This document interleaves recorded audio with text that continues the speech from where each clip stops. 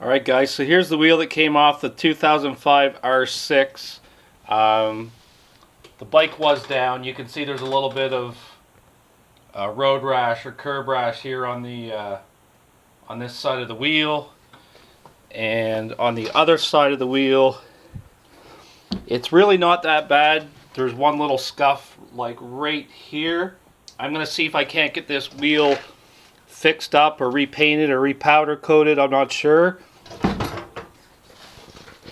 And you can see we also need some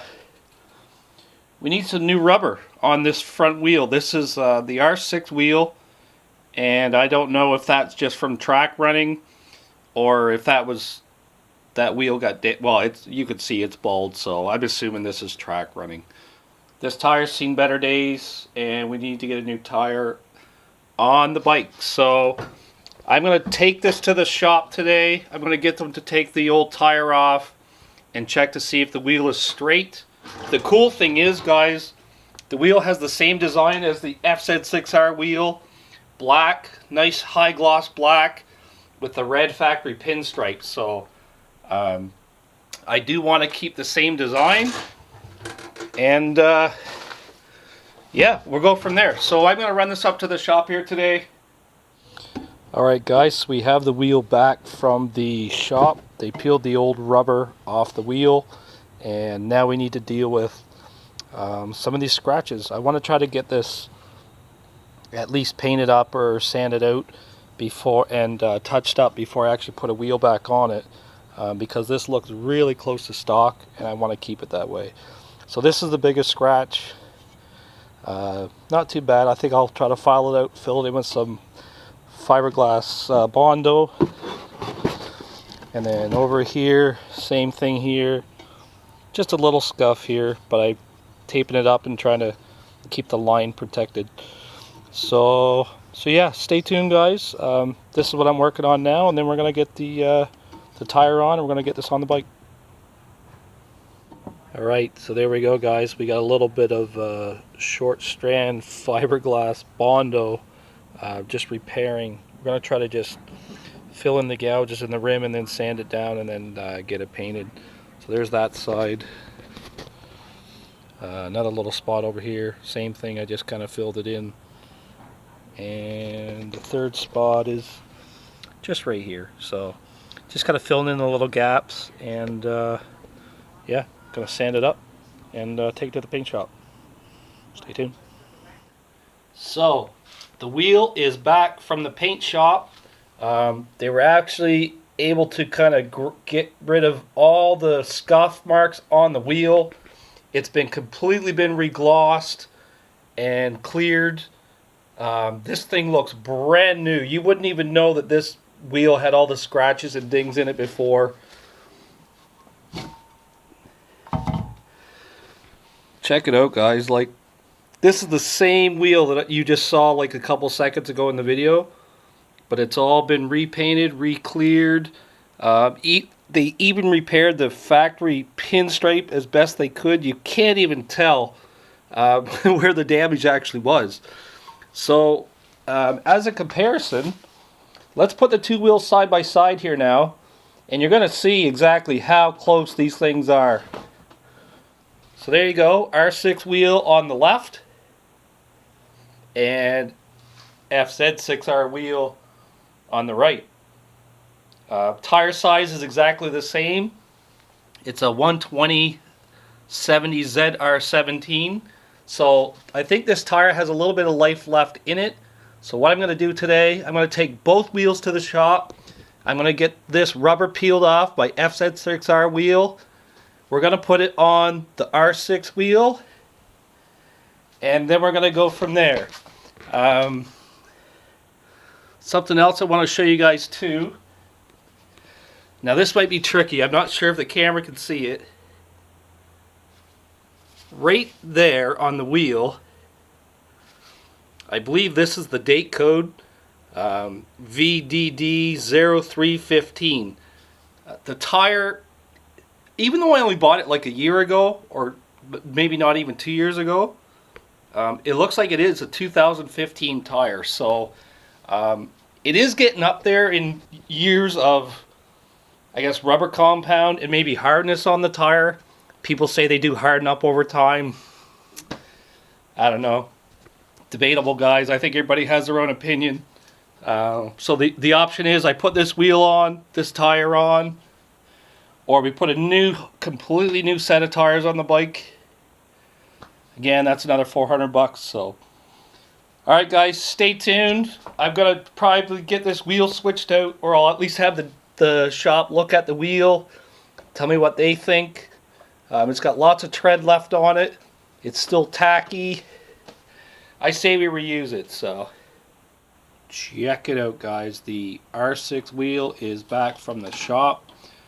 They've transplanted my FZ6R rubber from my FZ6R wheel over onto the R6. So yeah, so this wheel's ready to go, guys. It's been balanced. You can see there's the weights down there on the rim, and yeah, it's ready to go on the bike. So let's get her done. I've got Darren in the garage here with me again, just to give me a hand moving the bike around. We've basically just placed the front wheel on the bike. We haven't tightened it all down because we want to drop it off this engine hoist that I have, so that I can get it out of the way. We can actually put the proper Venom stand under it and then kind of finish off what we need to do in the front. All right, let's drop her down. Let's do it. Okay. The moment has arrived. The moment has arrived, guys. This is, oh my God, it's been since, I don't even know, July, August of last year. I was there when this bike went down, so I'm just excited to see this as Jay is. Okay. All right, let's get rid of that wood. Okay, the wood's out. Okay, so I'll get you to watch that rear stand, Darren. Yeah. I'm just going to slowly release the hoist and let the hydraulics bring it down. Hopefully it won't come down too hard. Well, hopefully it comes down gently. Okay, we're gently dropping the bike, guys. There it comes. And we have the back stand on it, so we know it's not going to go too far. It's on the floor, buddy. The bike is on the floor. Oh, look at those forks compressing a little bit.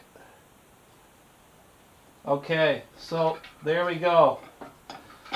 All right, bike's down. We're going to unstrap it, guys, and we're going to get it on the head lift. Be right back. Now we're going to throw in our, I guess, our Venom headstand lift. If I can remember how this thing goes. I need to be really careful on the carbon fiber here. To put the pin in the slot. Put the pin in the oil. Remember, has to go into the slot. Okay, there you go. So the pin's in. Just watch that rear wheel again, Darren. I think it'll be okay. Yep, it's good to go right up. So we're just going to lift the bike right up. Done. Here we go, guys. Bike is off the main lift, which is super exciting. We have it on front and rear Venom stands now. We're just going to grease up our front axle here. We just dropped the wheel out enough to get the axle in. Darren doesn't want to touch this greasy stuff, but it's cool. Because I'm a bitch. He's a little bit of a bitch.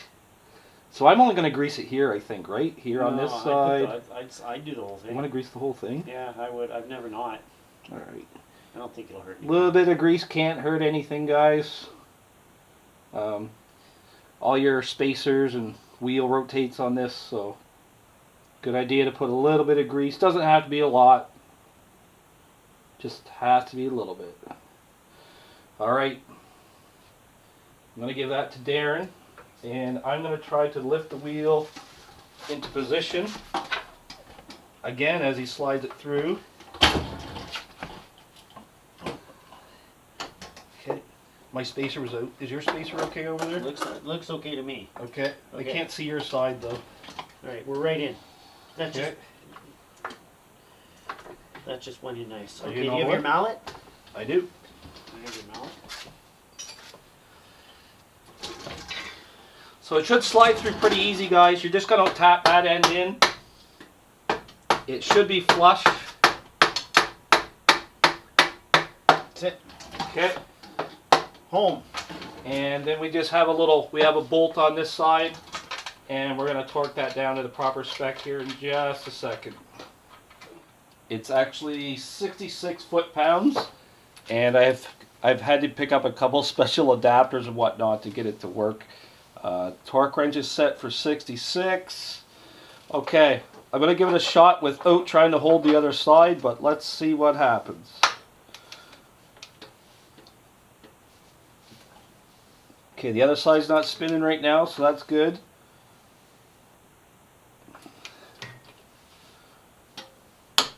There we go, guys, 66 foot-pounds. You heard the click. So our axle bolt is good. Now we're going to do the pinch bolts. We're going to tighten the pinch bolts on the axles now, guys. There's a very specific sequence with the R6. It's the inside bolt first on this side, then the outside bolt, and then back to the inside bolt. And each one is going to be 15 pounds. So let's get these torqued in. This is a 6mm Allen key, basically. Okay, let's get it torqued.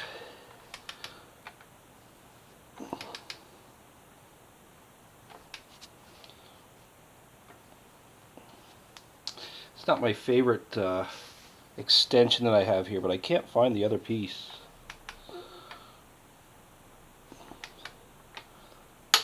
Okay, there we go, 15. And then we're going to do this one to 15. Okay.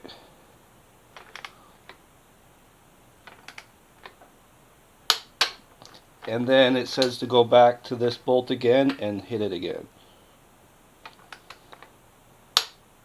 There we go. So 15, 15, back to this one, 15. Alright, let's do the other side. Same thing on this side, guys. And again, it's this bolt first, this bolt, back to this bolt. So you're always working from, I guess, right to left. I guess if that's how you want to look at it. So we're going to do this bolt here at 15.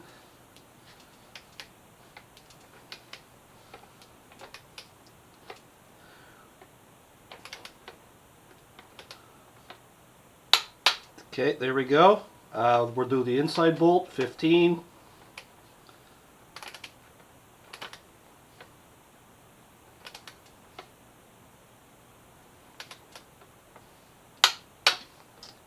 And we're going to go back to the outside bolt.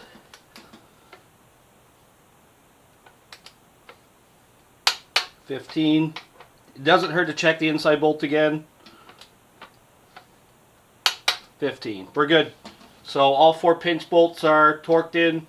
The axle's torqued in. So we're good there on the front, guys. And now we're going to start working on the brakes.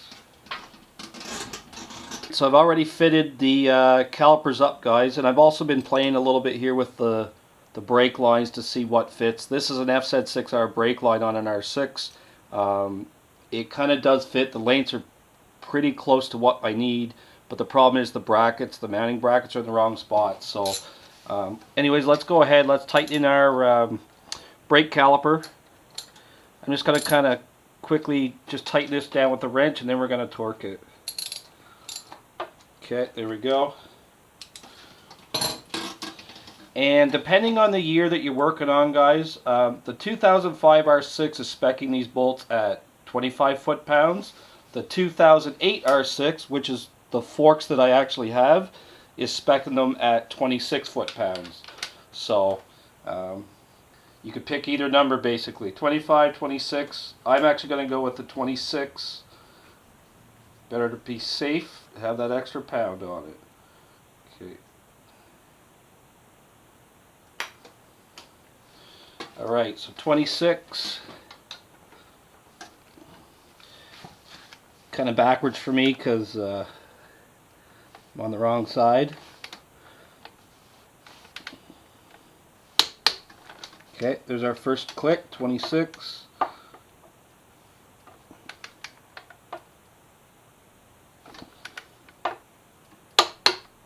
26. Let's go double check this one again. We're good. Okay, there's that side done. Let's go to the other side. Alright, same thing here on this side, guys. I've already fitted up the caliper, and again, I've got the hoses connected just to see where things line up. Let's go ahead, let's torque this on. Again, we're going to 26.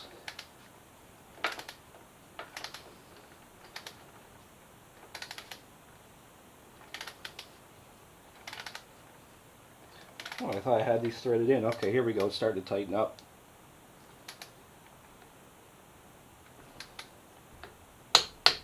Okay, there we go. Let's get the top bolt. It's a bit tough. This is kind of on the edge of my carbon fender here.